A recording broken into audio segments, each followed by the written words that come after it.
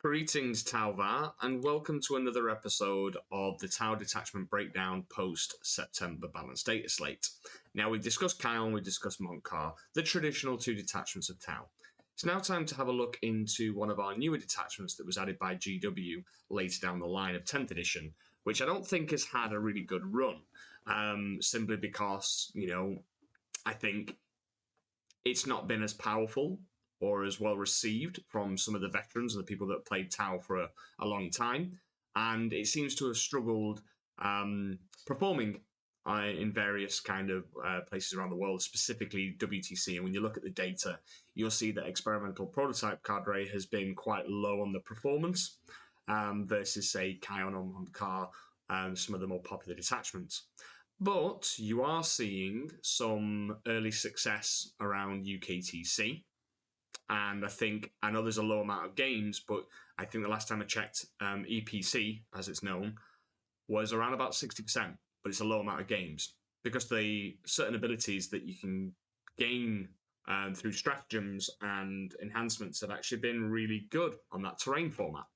But if we just have a look into the EPC detachment for a second, because I don't think we're talking about it enough. I think people are just naturally going, Montcar, Retcad, Kion, Auxiliary, and not really kind of highlighting why we should be considering EPC, especially with some of the changes in the slate. So this detachment was actually well received, though, on our newer Greater Good community members because it's a nice, simple detachment. It's just feels very Tau, and it's very kind of like Borkan from the ways from the detachments of the past. Superior craftsmanship. Just add 6 inches to the range characteristic of range weapons. Awesome. That's great. A lot of our profiles that are now like 18-inch range, where burst cannons or plasma rifles suddenly become 24. Missiles, 30 inches, go to 36. So it does help a lot of our units, especially things like breaches as well, suddenly going to range 16 rather than range 10. So it has got some tactical kind of advantages when you consider this detachment over others. And then if you look at the enhancements, we've got some really good enhancements. And they've basically taken some of our tools from previous editions, and like the ones that stand out to me are things like the fusion blades. So making like your fusion blaster have an additional attack, so it goes from 1 to 2, improve the strength characteristic of that weapon by 3, so it goes from strength 9 to 12, and just give it melter 4. It's insane on a commander. Then you got the plasma accelerator rifle, which again adds 2 to the strength and the attacks, armor penetration, and damage of that by 1. So plus 2 strength, plus 1 armor penetration, plus 1 damage. 10 points. And the fusion blades is 20. Then you got the ones like making the airburst actually good, the supernova launcher, making it plus 3 strength, so it goes from strength 3 to strength 6, and then AP 1, damage 2. So it's pretty good, right? So I think these enhancements really kind of lean into that. It's easy to play, put good gun on good commander. Whole army gets plus 6-inch range, and you just, point, click, let's go. And the stratagems as well. So when I'm going to be going into the list in a second, once I've gone through these stratagems, but I'm building the list around these stratagems. And that's the key thing to look at when you're list building is before you go into insert unit, because I always have these, have a look at how the stratagems enhancements can complement these choices in your list. So first off is automated repair drones. 1 CP just to heal D3 plus 1 lost wounds on a Tau Empire battlesuit unit. So ghost kills, riptides, broadsides, even crisis suits in a pinch as well. Your list is going to have a lot of these models that I've mentioned in the detachment, or you should be taking a lot of them in this detachment. So being able just to repair is a fantastic tool to have. And note that it says command phase, not your command phase. It can be done in either command phase. So very important tool. Reactive dampeners. So a nice simple one. If the strength is greater than your toughness, subtract 1 from the wound roll in shooting or in the fight phase. So got a big scary unit trying to hit you in combat that's going to be winning on 3s, well, you can make it win on 4s. Note that it's only if the strength of the attack is greater than your toughness. Incoming shots coming into your Riptide. Okay, well, I'm going to make you -1 to wound. It can be extremely obnoxious, and it's only 1 CP. Then you've got stratagems to make your guns go crazy. So the experimental weaponry is essentially what you can do is until the you can re-roll the amount of shots with units that have guns that have random mass shots. So flamers, for example, is probably the easiest one to give an example of. You can just re-roll.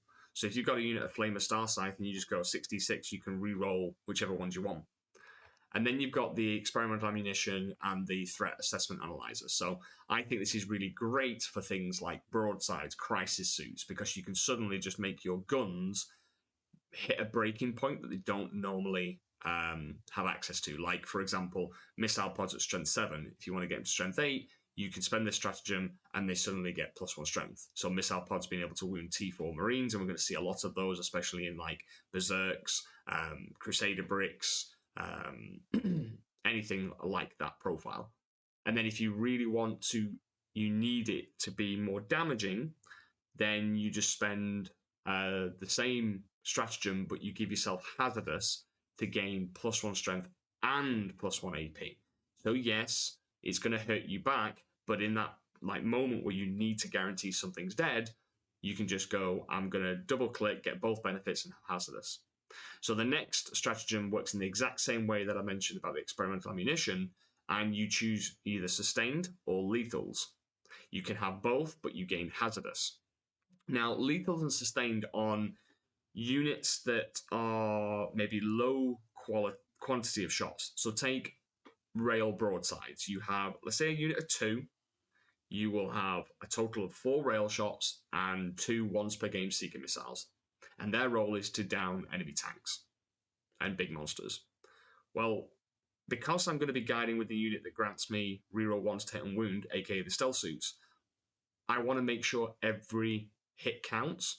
So the ability to put sustained and lethal if you want, it's a really good CP spend because it will give you way more efficiency into the targets that you are dedicating your unit of broadsides to kill.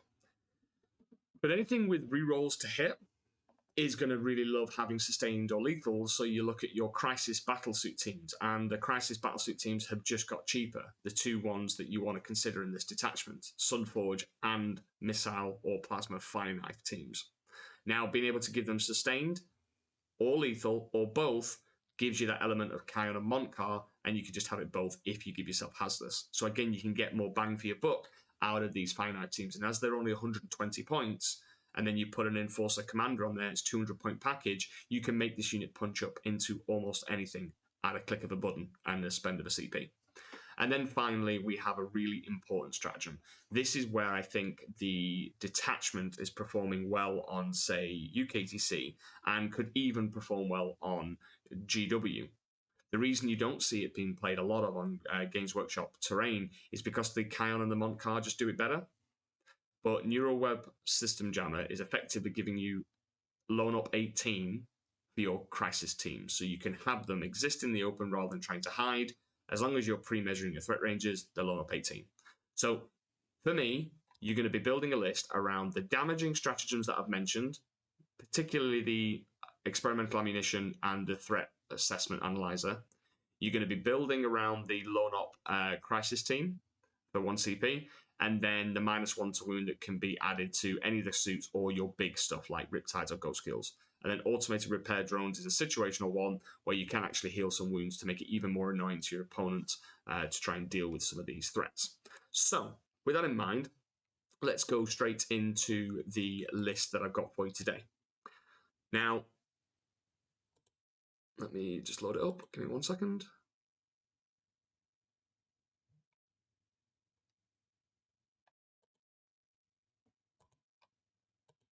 Perfect. Okie dokie. So I mentioned about building the list around those stratagems. So I've gone in straight with 2 commanders. I need speed, especially with the Fusion Blasters, because he's going to be going in a Sunforge team. So I've given him the Fusion Blades Enhancement for 25 points. And I've given him 4 Fusion Blasters in total, which means he has actually 5 Fusion Blaster shots in total. And one of them is Strength 12, Melter 4. And then he's just got 3 regular Fusion Blasters. Now, 2 shield drones, I want him to have extra wounds. You can play around with giving him a shield generator, and I have done this myself because you gain 2 shots for this special enhancement, and normally a commander will only have access to 4 guns. So this way, you can gain access to 5, but sometimes I actually just think, well, give him a shield generator for 4 up invuln so he's more durable, and then can heal up as well. So even if you get like caught in combat, or maybe someone has precision with the shooting, you can still keep him alive. So it's up to you, but either way is great. And then to follow up, I've got a second commander. This time I've gone with an Enforcer commander. So the differences between Cold Stars and Enforcers is Cold Stars give Assault to the unit and +2 move, and Enforcers give Armor Contempt to reduce the incoming AP against you in ranged by 1. And I've given in the Supernova Launcher and the Airbursting Fragmentation because I think it's a really good indirect gun. And he's going to be going in a unit of Fire Knives, which grants him 4 rerolls to hit. So actually, when you're shooting indirectly, it becomes better because you have 4 rerolls, and it's a decent gun. And it gets around cover because of the AP that's now built in with the enhancement.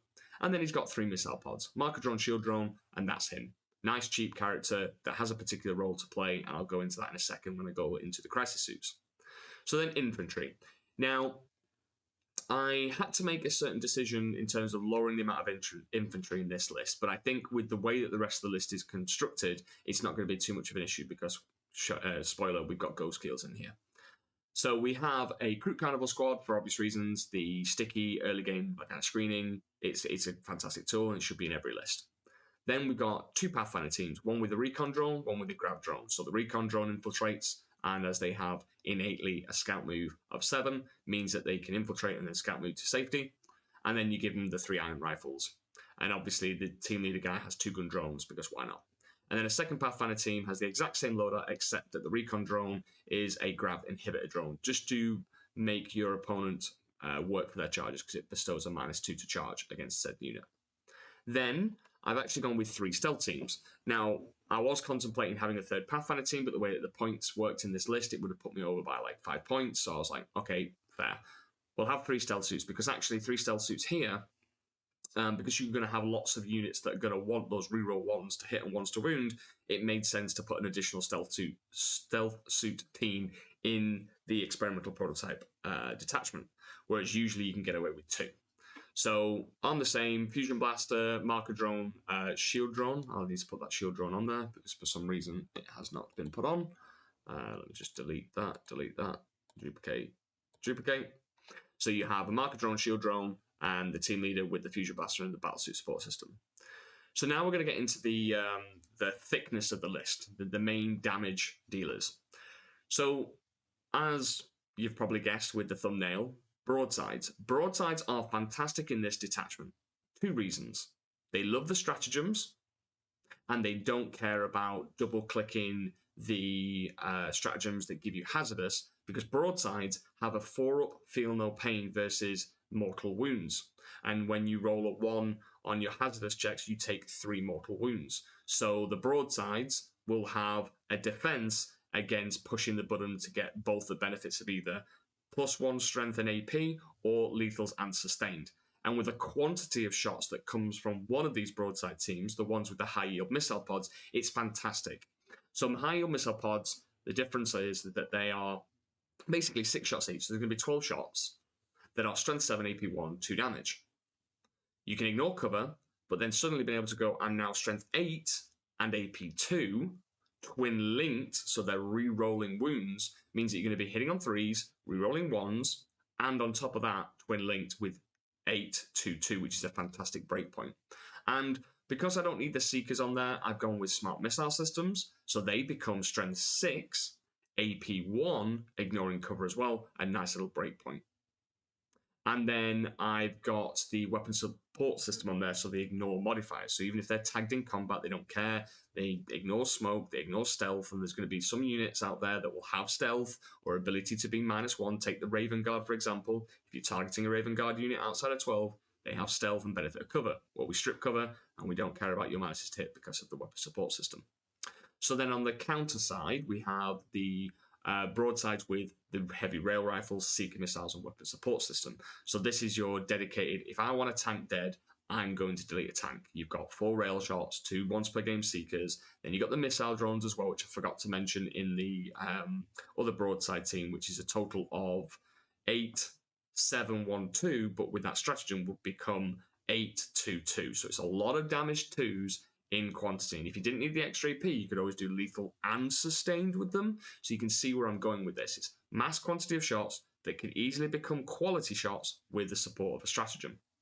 And then the rails in the same way. If you need a couple of extra shots to make sure that target goes down, well, you could always do the lethal and sustained stratagem, or just one or the other if you didn't want to do hazardous. But you're pretty much always going to be doing double benefit and take hazardous because of your 4-up feel no pain. So then we've talked about our broadsides. Key pieces, they've got a particular role. One, down enemy tanks and monsters. The other, clear infantry, elite infantry as well. So then we now talk about a crisis team. So I've got a Sunforge team, which is obvious. The Sunforge team is basically there to go with the bad boy commander with the fusion blades. Okay, so that's pretty much obvious. It is Sunforge team with the gun drone, shield drone, and all the crisis suits. And then what you'll have is you have a second crisis team to go with the Enforcer. So the Enforcer has the missiles and the airburst, and this unit's going to be missiles as well. So as much as the broadsides are really good at clearing like an infantry thing, they're not known for their speed. So you're going to need something that's kind of like a little bit more mobile and can make use out of the Lone Up 18. So you'll have your Crisis Sunforge team with the Cold Star in Deep Strike, ready to come down, maybe rapid ingress and go and attack something. And with the fact that you've got now the plus 6-inch range, means that when you rapid ingress, you can easily get within melter range of 9. So that's a really important thing. So you're going to need a crisis team on the board, because maybe you choose to put the other broadside team in strat reserve because they're kind of slow. So the missile fire team can be started on the board and be deployed out in the open, knowing that if you pre-measure your opponent's movement, maybe they have advance and shoot, and then you range, you can go, well, as long as I can orchestrate it so that my crisis team is going to be outside, 18.1 inches away outside of where you finish moving, you can't shoot me because I'll just spend a stratagem to Lone Up. So that's why I've got this team in there. And then finally, we move on to our more durable pieces, which are going to be the kind of like the anchor for us, the 2 Ghost Keels and 2 Riptides. So the 2 Ghost Keels can easily occupy any kind of expansion objective and also be used as a bully, because not only do you have access to a -1 to wound if the strength is greater than the toughness, a Ghost Keel has innately 2 blanks, the 2 stealth drones that, before you roll your save, you can just choose to blank a damage. So if it's damage 100, doesn't matter, I'm blanking it to 0. And then you can also heal up your Ghost Keels in any command phases. So you can kind of have these moments where you could put maybe one Ghost Keel in front of the other, being the risky one. Let's just call him Dave, right? Dave's going out, he's going, right, I'm going to take it for the team here. Dave gets shot. Dave gets maybe charged as well, but Dave doesn't die. And Dave's like, you know what I'm going to do here now?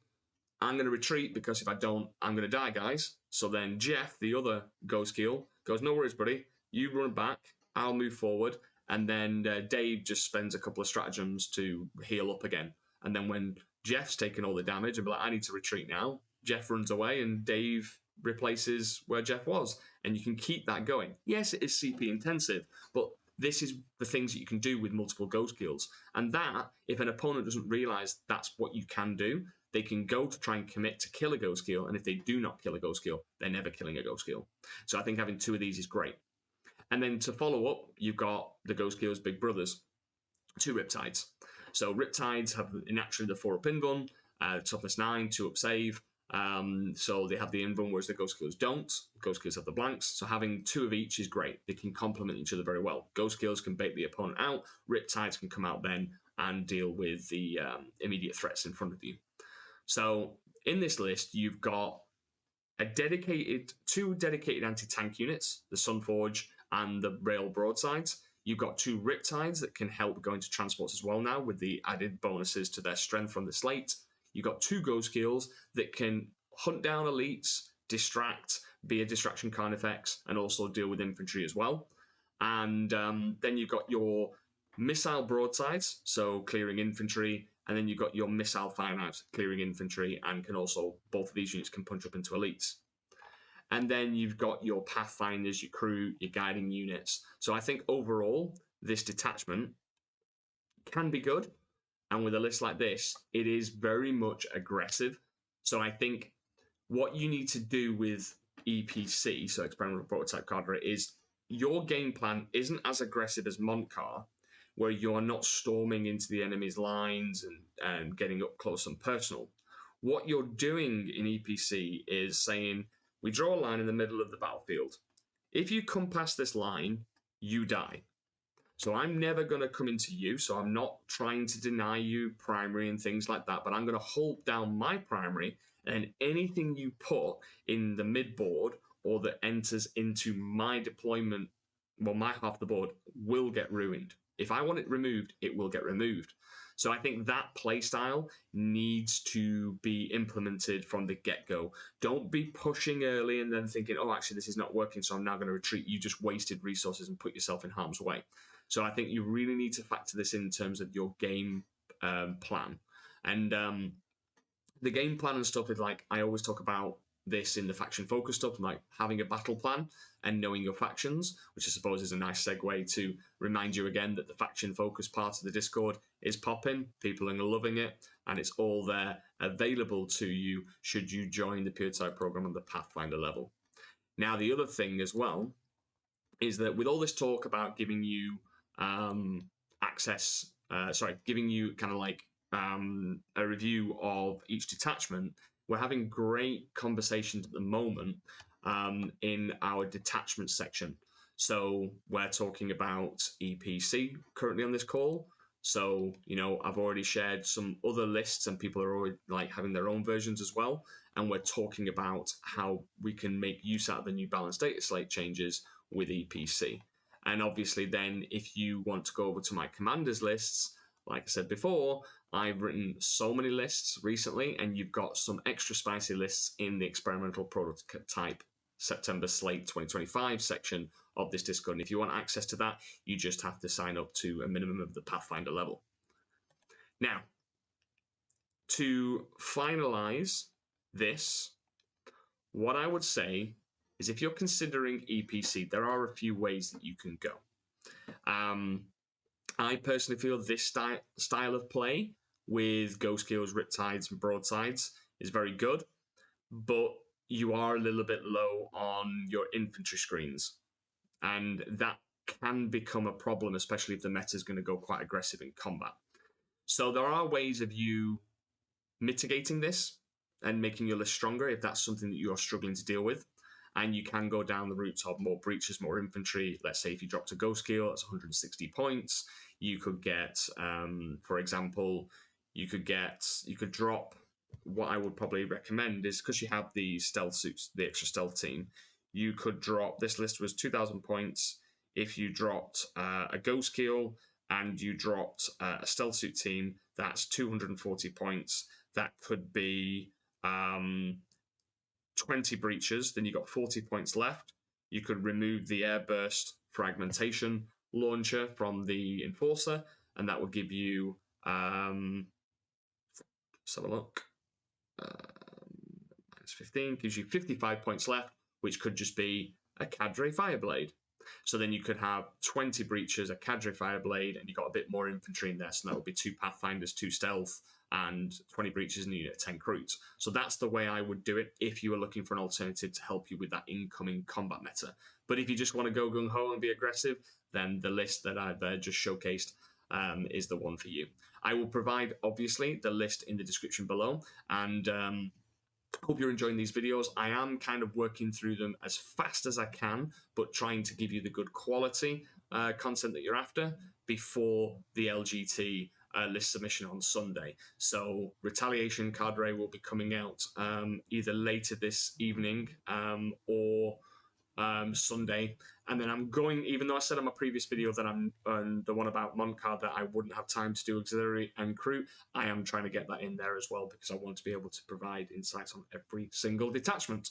So thank you so much. And please like, subscribe, comment, let me know your thoughts on EPC, because again, I know that I'm pushing out a lot of videos, but I will try to respond to the comments as and when I can. I'm just a busy man right now, and I've even got to think about my own list submission for LGT. So thanks very much for your ongoing support. Remember, links are in below if you want to sign up to the Puretide program, and I'll speak to you all soon. Thank you very much, guys. Take care.